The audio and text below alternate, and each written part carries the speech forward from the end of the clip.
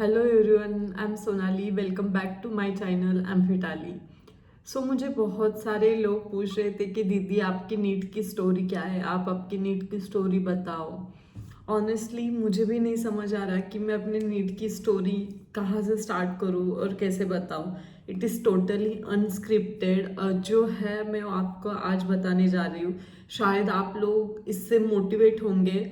और ये मेरी खुद की स्टोरी है, हर किसी की अलग अलग स्टोरी होती है। आखिर तक देखना है ये वीडियो, बिकॉज आपको, मुझे लगता है कहीं ना कहीं आपको यहाँ से मोटिवेशन ज़रूर मिलेगा इस स्टोरी से। तो चलो शुरू करते हैं। तो बचपन में एक छोटा सा सपना देखा था कि हाँ, डॉक्टर बनूंगी, डॉक्टर बनूंगी। तो वहाँ से स्टार्ट होता है। तो मैं और पापा स्कूल के टाइम में डिस्कस करते थे कि पापा मैं डॉक्टर बनूंगी, मैं 10th के बाद क्या करूंगी। तो पापा तमिलनाडु में रहते हैं और मैं गांव में यहाँ महाराष्ट्र में रहती हूँ। तो हम कॉल पे ही हमेशा बात करते थे। तो मेरी 10th एक छोटे से गांव से हुई जहाँ पर लाइक नो ट्यूशंस, ऐसा कुछ नहीं था। तो उसके बाद हमने डिसाइड किया कि चलो अभी 10th हो चुके हैं, 11th के लिए टाइम लगेगा। मतलब 10th की छुट्टियों से 11th में एक 2-3 महीने का गैप रहता है बोर्ड के बाद। तो फाउंडेशन कोर्स ये सब कुछ होता है, ऐसा कुछ हमें पता नहीं था। तो ऐसे ही कहाँ से तो उड़ते उड़ते खबर आई कि एक जगह है सांगली बोल के, तो वहाँ संजय गोड़ावत तो इंस्टीट्यूट है। तो एक्चुअली वो अभी यूनिवर्सिटी बन चुकी है। तो वहाँ पे अच्छे क्लासेस लिए जाते हैं, डॉक्टर के लिए नीट की प्रिपरेशन की जाती है। तो हम लोग चले गए। आई गेस मई में हमने एडमिशन लिया। मई में हमारी एग्ज़ाम हुई थी, फरवरी मार्च में समथिंग। तो मई में एडमिशन लिया। हमें लगा कि जून जुलाई से चालू होगा, लेकिन वो स्टार्ट हुआ था अप्रैल स्टार्ट में ही स्टार्ट हुआ था, या फिर मार्च एंड में।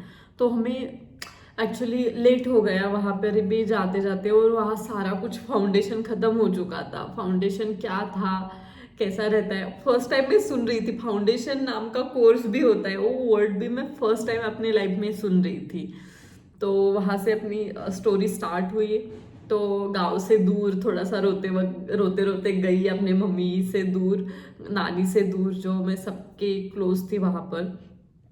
तो जाते ही मुझे लाइक, मैं गांव से गई हुई लड़की, दो चोटियां बांध के ऐसा गई। तो वहाँ के लोग थोड़े से लाइक, शहर का और गांव का लाइक कल्चर थोड़ा सा अलग होता है। तो मुझे एडजस्ट होने में थोड़ा सा टाइम लगा, बिकॉज बहुत सारे लोग मुझे ट्रोल करते थे। ट्रोल इन द सेंस नहीं कि मजाक उड़ाते थे, देखो ये दो चोटियां बांध के आई है, ऐसा ऐसा। लेकिन ठीक है, उस टाइम पे चलता है, सब लोग इमेच्योर होते हैं। तो मैंने उसको लाइक डाउन फील के नहीं लिया, तो मैंने उसको अपना मोटिवेशन बनाया कि ठीक है, अभी कोई बात नहीं करता था, बिकॉज नहीं थी ना, मैं वैसे नहीं थी एक्सट्रोवर्ट टाइप की, कोई बात करे मुझसे, या फिर मेरा परफॉर्मेंस भी लो था। कुछ आता नहीं था, बिकॉज आधे से ज़्यादा तो इंग्लिश सब सर के ऊपर से चला जाता था। तो कोई इसलिए ज़्यादा फ्रेंड्स भी नहीं बने उस टाइम पे मेरे। तो मैंने सब रियलाइज़ किया कि ऐसा क्यों हो रहा है मेरे साथ, क्या मतलब मुझ में कमी हो रही है, क्या मैं ऐसा कर रही हूँ। तो I started adapting my self. तो मैंने खुद पे फोकस किया, खुद पे ज़्यादा, in the word, in the sense कि मैंने अपने पढ़ाई पे ज़्यादा फोकस किया। कि मुझे कुछ नहीं आता था, तो मैं डायरेक्टली एक सर से बात की, जो बालाजी सर नाम था उनका। तो उन्होंने बहुत ज़्यादा मुझे हेल्प की कि क्या हो रहा है, क्यों प्रॉब्लम हो रहा है। तो मैं जाके उनके पास रोती थी कि सर ऐसा हो रहा है, मुझे कुछ समझ नहीं आता, मैं क्या करूँ, कैसे करूँ। तो सर ने मुझे गाइड किया। तो फिर मैं उस हिसाब से करते गई। लाइक मैं एनसीईआरटी के बुक मुझे समझ नहीं आते थे, आधे से ज़्यादा वर्ड के मीनिंग भी नहीं पता थे, मैं उनको गूगल करती थी और साइड में लिख लेती थी एनसीईआरटी में कि इसका मीनिंग क्या है। सर से पूछती थी और मैं एनसीईआरटी बुक लिखती थी, बिकॉज इतने डिफिकल्ट वर्ड थे। तो मेमोराइज करती थी, बार बार याद करना, रटना, पूरा बुक अच्छे से पढ़ती थी। तो एक दिन मैंने इवोल्यूशन नाम का टॉपिक था, उसमें टॉप किया मैंने। हाँ, पूरे बैच में मुझे अकेले में को सबसे ज़्यादा मार्क्स आए थे इवोल्यूशन में। तो लोग लाइक, बाप रे सोनाली तुझे कैसे इतना मार्क्स आया, अब तू पढ़ने लगी, कैसे पढ़ने लगी। तो खुद से लोग मेरे पास चल के आने लगे कि हाँ तू कर रही है, कैसा कर रही है बता। तो थोड़े बहुत फ्रेंड बने मेरे। तो तो मतलब इस स्टोरी का मोरल ये है कि आप लोगों के पीछे मत भागो, आप अपने करियर पे फोकस करो, अपनी पढ़ाई पे फोकस करो, लोग आपके पीछे आएंगे ही आएंगे। तो फिर फर्स्ट 11th हो चुकी, 12th हो चुकी, तो मैंने ज़्यादा से ज़्यादा बायोलॉजी पे फोकस किया बिकॉज मेरा केमिस्ट्री और फिजिक्स का बेसिक नहीं हुआ था। करती थी वो, लेकिन मुझे कुछ याद नहीं आता था, मतलब समझ नहीं आता था, बेसिक नहीं हुआ था। तो इतना फास्ट वो सिखाते थे, चलाते थे, लेकिन मैं अडाप्ट नहीं कर पाती थी बिकॉज होता है ना ऐसा, मतलब लाइक मेरा माइंड प्रिपेयर ही नहीं था कि इन सारी चीज़ों के लिए। तो लेकिन एक था कि मुझे एमबीबीएस करना है, कुछ भी हो मुझे एमबीबीएस करना है, तो इसलिए हार्ड वर्क करती थी, लाइक करना है, रटना है, पूरा करो, पढ़ो, ऐसा बोल के।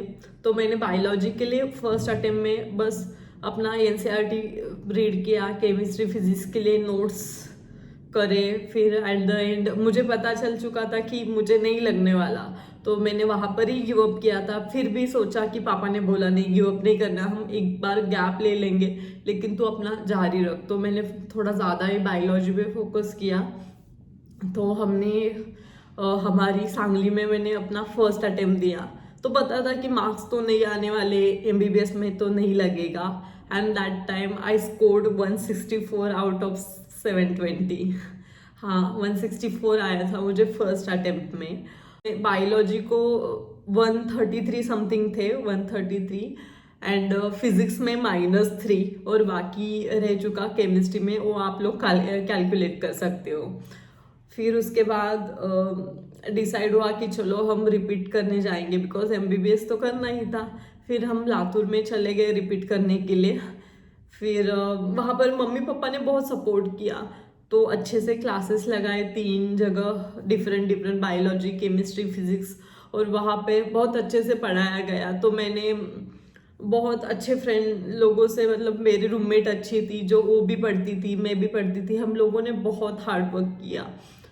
हम क्लास जाते थे, क्लास फिजिक्स के नोट्स यूज़ करती थी मैं, मटेरियल तो फिजिक्स का यूज़ करती थी, मुझे बहुत सारे मटेरियल थे मेरे पास। डीसी पांडे था, अरिहंत था, एमटीजी थी, मतलब बहुत सारे बुक्स थे मेरे पास कि क्या क्या करना है, कैसे करना है। बट एक होता है ना कि एनसीईआरटी से स्टिक रहो, वो मुझे वहाँ आके पता चला मेरे फर्स्ट रिपीट के टाइम पे कि क्या करना है, कैसे करना है।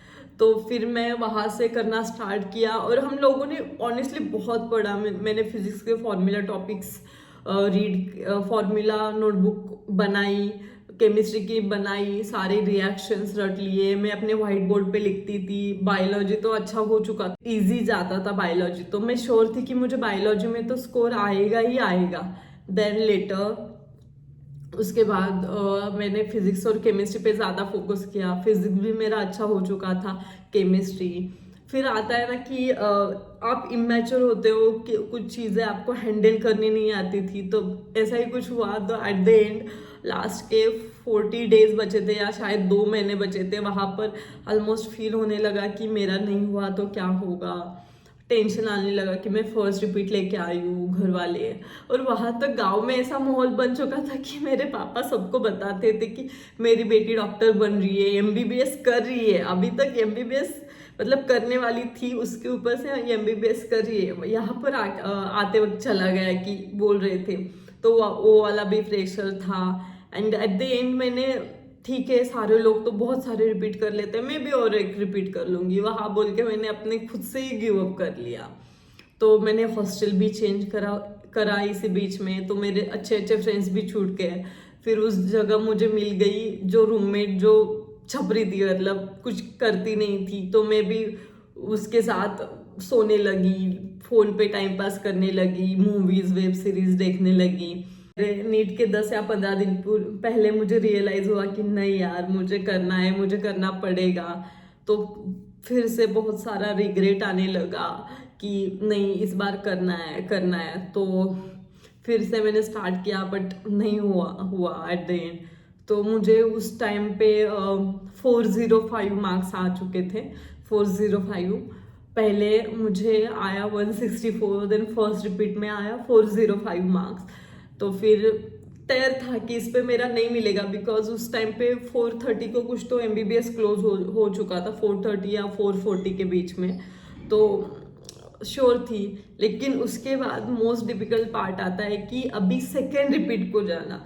फर्स्ट रिपीट के लिए तो घर वाले सपोर्ट करते हैं, ऐसा नहीं मेरे घर वालों ने मुझे कभी सपोर्ट नहीं किया, सपोर्ट तो बहुत किया। लेकिन बहुत सारे लोग जो साइड में होते हैं ना, वो इन्फ्लुएंस करते हैं पेरेंट्स को, भाई कितना रिपीट कर रही है, इतना रिपीट करने से होगा क्या, हम ओपन में है, नीट ऐसे वैसे लोगों की बात नहीं है, हम छोटे से गांव से गए हैं, बीएमएस इज बेटर, बीडीएस ले लो, क्यों एमबीबीएस कर रही है, आपकी लड़की तो स्कूटी पे घूमती है। लाइक लोग बोलते हैं तो बोलते रहेंगे, लोगों को तो बोलने के लिए बनाया गया है लाइफ में। तो ये सारी चीज़ें भी मुझे बहुत परेशान करती थी।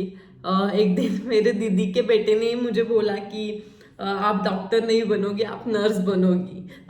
ठीक है, छोड़ो, ये सारी बातें होती रहेंगी। लेकिन मैं इस चीज़ों से डिमोटिवेट ना होके मैं इन चीज़ों से मोटिवेट हो चुकी थी। बिकॉज देखो, लोग इतना सारा बोलते हैं और मुझे जेन्युइनली करना है अपने लिए, मेरे पेरेंट्स के लिए। मेरे पेरेंट्स का भी सपना था कि मैं एमबीबीएस ही करूँ, और मेरा भी सपना था, और जो मैंने बहुत दिल से ठान लिया था।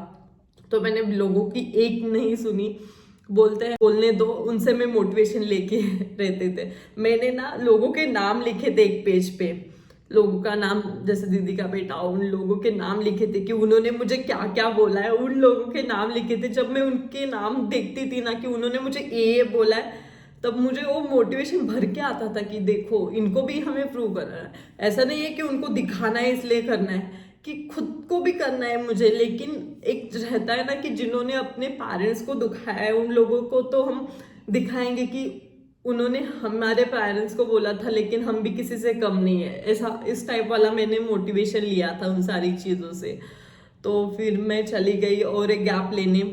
तो वहाँ पर मैंने शाहू को एडमिशन लिया। शाहू कॉलेज एक लातूर में है, बहुत अच्छा कॉलेज है। कोविड का तो इतने ज़्यादा ऑफलाइन क्लासेस नहीं होते थे, स्टार्टिंग में ऑफलाइन हुए, फिर उसके बाद ऑनलाइन ही हुआ। तो मैं ऑनलाइन करती थी और पूरा दिन लाइब्रेरी में रहती थी। मैं सुबह 8 बजे जाती थी, रात को 10 बजे लाइब्रेरी से आती थी। तब मैंने फिजिक्स के लिए डीसी पांडे रीड किया, केमिस्ट्री के लिए केमिस्ट्री, ऑर्गेनिक केमिस्ट्री के लिए सारे एनसीईआरटी के रिएक्शंस, इनऑर्गेनिक केमिस्ट्री के लिए पूरा इनऑर्गेनिक का बुक जो मैंने टीयर करके साइड पे स्टैपल करके रखा था। जैसे मैं बायोलॉजी पढ़ती थी, वैसे मैंने पूरे पॉइंट्स हाईलाइट करके मैं एनसीईआरटी इनऑर्गेनिक रीड करती थी। ऑर्गेनिक का भी सेम। फिर एग्जाम्पलर किया, एग्जाम्पलर इनसाइड आउटसाइड सारे क्वेश्चंस एनसीईआरटी के। फिर फिजिक्स में भी एनसीईआरटी फिजिक्स किया। और डीसी पांडे मैंने बोला, डीसी पांडे पूरा किया मैंने, उनके एग्जाम्पल्स वो सारे। फिजिकल केमिस्ट्री के लिए मैंने एलएन की उनकी जो क्यू बैंक होती है वो मैंने सॉल्व की थी फिजिकल केमिस्ट्री के लिए, बिकॉज उनको एनसीईआरटी बेस्ड होते हैं और मॉडल बेस्ड होते हैं। तो वो किया, और प्लस फॉर्मूला नोटबुक बनाई मैंने केमिस्ट्री के लिए, फिजिक्स के लिए पहले से थी, थोड़ा सा एडिट किया। कुछ इंपॉर्टेंस पॉइंट्स थे, मॉड्यूल्स थे, वो भी मैंने साइड में लिख लिए कि अगर ये दिया है तो ये कैसे निकालेंगे। जो मेरी मदर टंग है मराठी में मैंने लिख के लिया। तो पूरे एक एक टॉपिक्स के शॉर्ट नोट्स थे मेरे पास। एट द एंड मैंने लास्ट में इतना बंच बनाया था, इतना पेजेस का। तो लास्ट में एक दिन पहले मैं वही रिवाइज करके रीड करके गई थी पूरा। उस टाइम इतना बड़ा मोटिवेशन था कि इस टाइम मुझे करना है एट द एंड। और मोस्ट इम्पॉर्टेंट चीज़ होती है ना मैनिफेस्टेशन, वो मैंने करी थी कि एक चीज़ मैनिफेस्ट करो दिल से। जनवरी से मैनिफेस्ट करने लग चुकी थी कि मुझे एमबीबीएस लगेगा, मुझे एमबीबीएस लगेगा, मुझे एमबीबीएस चाहिए एट द एंड, मुझे एमबीबीएस चाहिए। मैं एमबीबीएस में जाने वाली हूँ। कॉलेज में जाके मैं वाइट कोट पहनूंगी, डी सेक्शन जाऊंगी, एप्रन पहनूंगी, वो सारा मैं मैनिफेस्ट करती थी। मैं रात को सोते हुए हमेशा मेरे खुद को बोलती थी कि नहीं, इस बार मेरा एमबीबीएस होने वाला है एडमिशन। मैं खुद को मैनिफेस्ट कर रही हूँ। मैं खुद को कॉलेज जाते हुए देखती थी कि ऐसा होने वाला है। तो रोज रात को सोते वक्त मैं एमबीबीएस बोल के ही जाती थी। तो वो वाली चीज़ भी मेरे दिमाग को सबकॉन्शियसली बताने लगी कि नो, इस टाइम तेरा होने वाला है। ये मैनिफेस्टेशन चीज़ें भी वर्क करती है। तो मैंने ऐसे बोल के खुद को ट्रेन किया सारी। तो फिर मुझे जिस मैनिफेस्टेशन से मुझे खुद को मोटिवेशन आने लगा। कभी कभार मुझे लो फील होता था, ऐसा नहीं कि हो जाता है, तो मैं अपने पापा से बात करती थी, मम्मी से बात करती थी। मेरे पास कोई डिस्ट्रैक्शन नहीं था।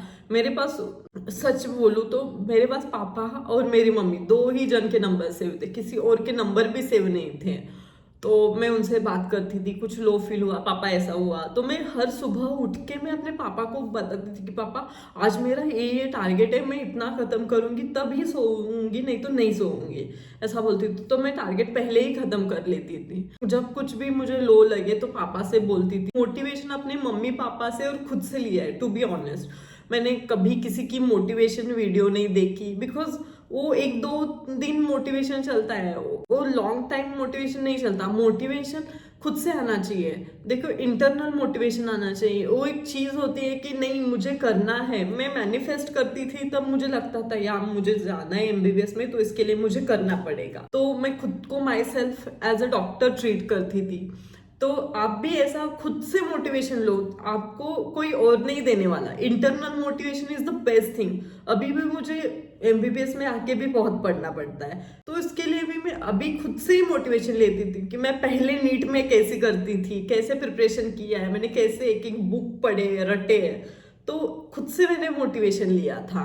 आप भी वो मोटिवेशन, इंटरनल मोटिवेशन लेके आओ, बाहर से आपको कोई और मोटिवेशन नहीं देने वाला। हाँ, and that's the thing. And आती है एग्ज़ाम की बारी, जो मेरा लास्ट अटेम्प्ट था। तो एग्ज़ाम के एक दिन पहले मुझे याद आ रहा है कि पूरा मैंने, मेरे बुक्स, मेरे शॉर्ट नोट सारे मेरे बेड पे पड़े थे, पूरे रिवाइज किए थे। और मैंने जैसा प्लान किया, तब भी मेरे साथ कोई नहीं था, मैं अकेले खुद से एग्ज़ाम देने गई थी। मैं नहीं चाहती थी कोई मेरे लिए इतने ज़्यादा एफर्ट्स ले, जैसे मेरे पेरेंट्स फ़ोन पे ही इतना लेते थे, मैं नहीं चाहती थी कि उनको मेरी वजह से तकलीफ हो। तो मैं गई एग्ज़ाम देने। एग्ज़ाम के वो 3 आवर्स से पहले थोड़ा सा पहले गैप रहता है, वहाँ बस खुद को मोटिवेट किया एंड मेडिटेशन की कि मुझे इस बार एमबीबीएस जाना है। No silly mistakes, just focus on your.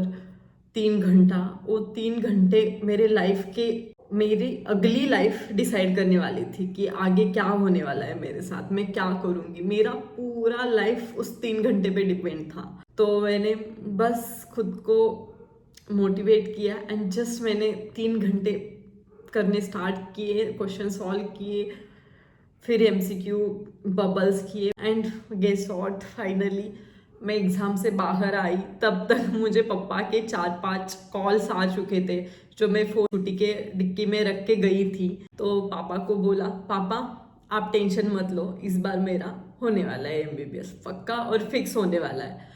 Marks कितने आएंगे मैं आपको बताऊंगी, लेकिन आप टेंशन मत लो, आपकी बेटी एमबीबीएस करने वाली है और आपकी बेटी एमबीबीएस ही डॉक्टर होने वाली है। बस उस टाइम पे मेरे पापा ने गहरी सांस ली, मम्मी को बताया।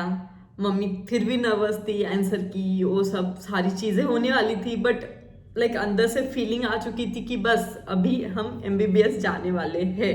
So that is the my story. Detail मैंने कैसे, कौन से बुक पढ़े और कैसे पढ़े, पूरे कैसे मार्किंग की थी, एक एक गाइडेंस की स्टोरी भी मैं अपनी डालूंगी यूट्यूब चैनल पे, एम्फीटाली पे, तो आप वो भी देख लेना। अगर आपको मेरी स्टोरी सच में मोटिवेटेड लगी हो तो मुझे कमेंट कर देना। और always remember, every successful is a failure who have tried one more time. आप देख लेना, इसका मीनिंग बहुत डीप है। And try but don't cry. And आप करते रहना, आप मोटिवेटेड रहना, और आप ही हो जो आपकी लाइफ चेंज कर सकते हो और खुद को मोटिवेट कर सकते हो।